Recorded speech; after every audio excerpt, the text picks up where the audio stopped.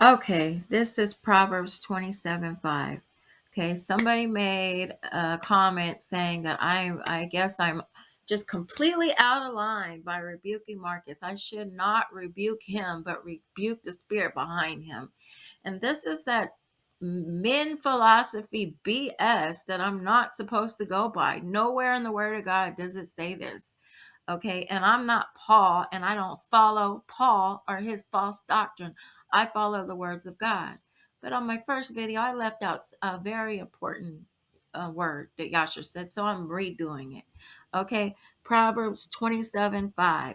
Better is open rebuke than love that is concealed or hidden love, whatever. So it's better that you rebuke someone openly than secret love. Okay, so there's nothing wrong with rebuking somebody. Let's go to Leviticus 19:7. In fact, another one that comes to mind is what did the father? It says that if you don't chastise or correct your son, you hate them. This kind of, I think, goes along with that. Do not hate a fellow Israelite in your heart. Well, what does it mean to hate? Like if you see someone going off a cliff and you don't try to stop them, you see someone fixing to trip and fall and you don't warn them, that's hate, okay? When you see someone on their way to hell and you are supposed to correct them, okay? You are supposed to sternly correct them, okay? You can say that's hate all you want. No, hate is allowing that to happen. Hate is allowing a false prophet and a false teacher to preach lies and direct a whole bunch of people to destruction and not do anything about it. Okay, you're supposed to be passionate about that. You're supposed to care about that. You're supposed to actually care about the words of God and fight for what's true and right. So, anyway, what does it say? Rebuke your neighbor frankly so you do not share in their guilt. So where do you see that you're not supposed to rebuke the person but the spirit? No, that's a load of crap. That's a load of that Pauline philosophy going around, oh, it's not me that sins, but the sin within me, blaming your flesh or your sin. Just blame the dang person, okay?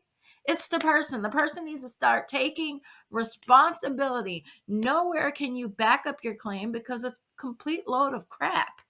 Okay. But there is one thing I did want to hit on. And I did this with Marcus. Before I publicly did anything with Marcus, I tried to send him emails. I personally got his email address offline. I sent him emails. I sent him messages. I posted it on his comments. I literally, I didn't know his house address, but his little place, his little business organization, I sent them flyers warning that he was preaching a false doctrine, warning he was leading people astray, warning that Paul was the wolf. So I did all this, but I do want to input it in here because yeah, I do think we obey Yahshua. When we follow someone, we obey them. Okay? So you can't just say, oh, I'm making him my master and not obey him. He's telling you what to do. If you don't do what he says, then you have bad fruit. That's the fruit Yahshua spoke of. Because if you go read when he was speaking of fruit, he didn't, he said even the wicked love and give good gifts to, their family or whoever, or those they love. Okay. We're not supposed to be like the wicked. Good fruit is keeping the law. And if you go on to obey what the instructions, that's good fruit. Paul wasn't doing this. This is why he had bad fruit and was given a thorn in his flesh. But he was a hypocrite. That was the real bad fruit. The thorn is symbolic. But I know both of them. So, anyways, let me go on. Matthew 18:15. Now, remember, this is also in Hebrew, which I'd love to see this part, but I'm going to take it for what it says here. If your brother or sister sins, go and point out their fault just between the two of you. If they listen to you, you won them over. I already did that. He didn't listen. Okay. Now, I don't even know if he paid attention to it, but I definitely tried. And if they will not listen, take two or three others along, so that every matter may be established by the testimony of two or three witnesses. Well, I know other people have also came to Marcus, probably about some different things, but actually I know some people that are actually in the truth that have came and tried to tell Marcus about him preaching this false gospel to not too many. There's not too many of us out here. Okay. That path is very few. Okay. But hold on. Then let's see if they still reject. What are we supposed to do? And if they still refuse to listen, tell it to the church.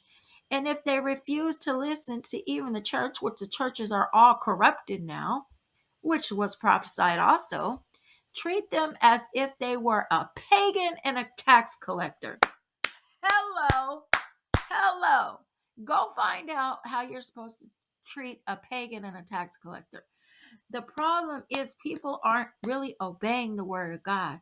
They're going by this Greek philosopher, this leaven teaching BS doctrine of Paul. And that's why the world is getting more and more corrupt.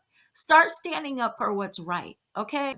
Get some dignity about yourself and start obeying the words of God and not men.